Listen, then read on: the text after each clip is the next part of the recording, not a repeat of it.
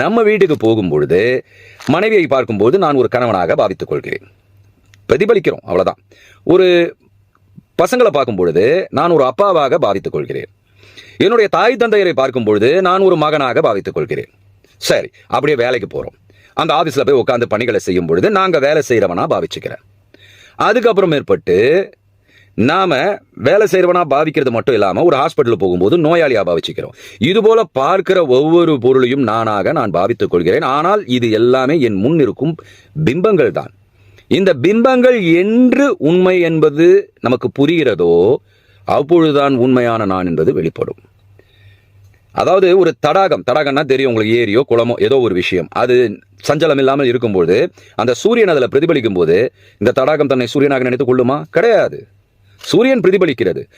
இப்போ நம்ம ஒரு தூக்கத்துல போறோம், தூக்கத்துக்கு போன உடனே நம்ம யாருன்னே நமக்கு தெரியறதில்ல. ஆனா முழிச்சு பார்க்கும்போது இந்த உலகம் மொத்தமும் நமக்கு தெரியுது. நம்ம பார்க்குற விஷயங்கள், நம்ம அனுபவப்படுற விஷயங்கள் எல்லாமே நமக்கு தெரிய வருது. இப்போ ஒரு பொருளை பார்க்கும்பொழுது அந்த பொருள் தான் நான், அது மேல நம்ம பற்று வைத்துக் கொள்கிறோம்.